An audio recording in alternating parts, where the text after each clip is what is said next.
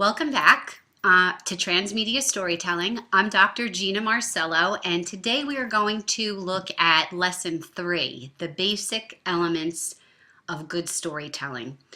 I've spent the past couple of months really trying to identify sources that clearly and succinctly take us through the storytelling arc. And what I found is there's lots of ins and outs of storytelling, so I want to keep it very basic. And over the next 10 minutes, I'm going to explain to you the very basic elements of storytelling. And I'm going to use, as my case study, a story that I loved when I was younger called Jonathan Livingston Seagull. So the story, the narrative story, is how you get to your happy ending, or not. We like to hear, I think many of us enjoy watching movies or reading books or watching a television series where there are happy endings, but we know that not all good stories end happily. But in order for there to be a story, something has to happen.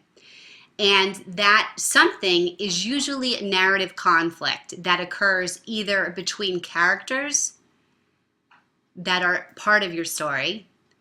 It can be an internal conflict that the main character struggles with, and we're going to talk about these a little more in depth. Or it can be a character against an impersonal force.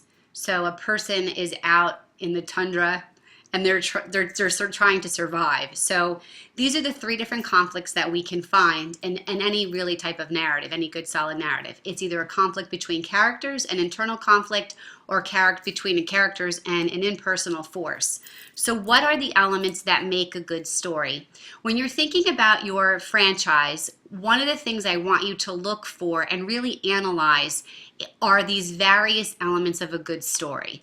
What is the central premise? In other words, what is the moral? What's the point of the story? We're going to look at each one.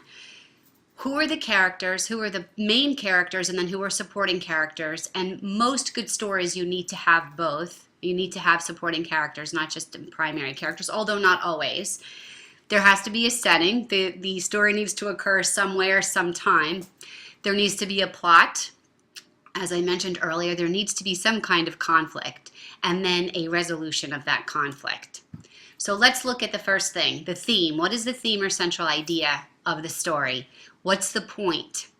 So with this story, the book that I really like, Jonathan Livingston Seagull by Richard Bach, and when I was growing up, I read everything I could get my hands on by him.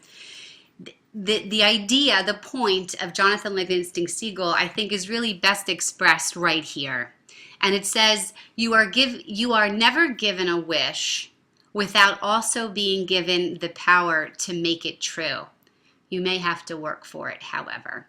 So the story of Jonathan Livingston Seagull is about a seagull who lives on a beach, and he's really weary about the day-to-day activities that he's going through. He looks around at the other members of his flock, and they really don't do much except fly out and find food and then come back. And he has this inner desire to do something more with his life. So the theme or the point of the story is really what draws people to your narrative. We want to ask ourselves the questions, what view of life does the story support? So is it good always conquers evil, for example? And then what insights into life does this world reveal?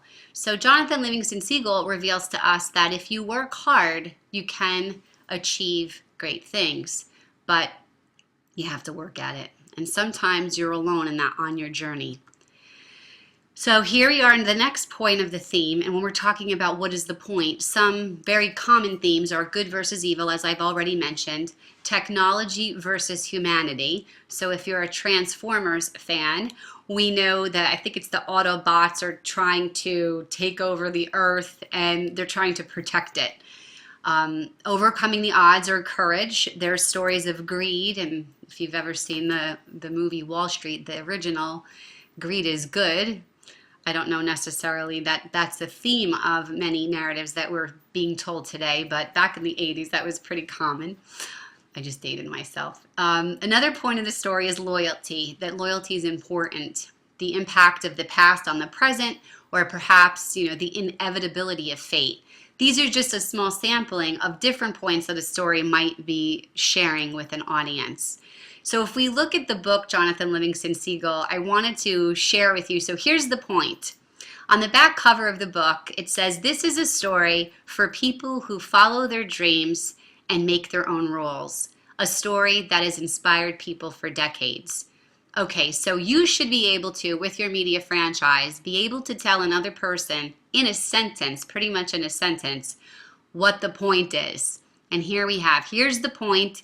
It's a story for people that follow their dreams and make their own rules, and that this story is meant to inspire us. And if we read a little bit deeper, it says, "For most seagulls, life consists simply of eating and surviving. Flying is just a means of finding food. However, Jonathan Livingston Seagull is no ordinary bird. For him, flying is life itself. Against the conventions of seagull society, he seeks to find a higher purpose and become the best at doing what he loves." So truly, this story is about the importance of making the most of our lives, even if our goals run contrary to the norm or those that are part of our flock.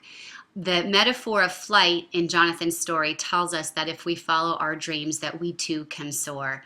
Jonathan Livingston Seagull has all of the elements of a good story. We can relate to the character, even though the main character is a seagull.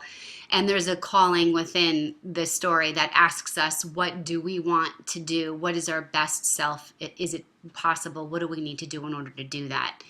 So every good story has great characters. And when you're developing a transmedia franchise, the characters in the setting become very, very important. In all stories, obviously, they're important. But the characters really are what draw fans. So when you're considering your own franchise, I really want you to ask yourself, what is it about those characters or that character that you really like?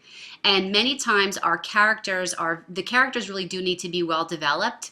The characters all have motivations. They have backstories. They have anxieties, fears, love.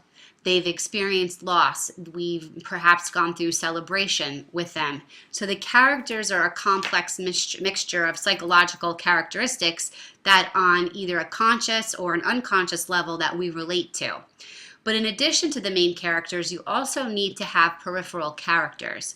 And you need to have the characters that are supporting the main characters because they help provide contrast and they also allow the story to move forward. The story has to progress. The characters, once we have an idea of what the point of the story is, we know who the characters are, then we need to look at the setting. Where does this story take place? What's the physical location of the story? For Jonathan Livingston Seagull, the story occurs on a beach. And in other stories, it might be something that happens in the future. The Star Wars series, they occur in the future. It might be something that occurs in the past, or it might be something that is occurring right now. But there needs to be a setting, a physical location, and a setting in time. And then the next element of a good story is the plot itself. We've already talked about the characters, but every plot has to have conflict. She lived happily ever after. There's no conflict. Not that we don't want people to live happily ever after. I certainly know I would like to live happily ever after, but there's no story there. So in order for there to be a story, there has to be some kind of conflict. And the conflict can be from within the main character, like in Jonathan Livingston Seagull, or the conflict can come from outside, as we've already mentioned.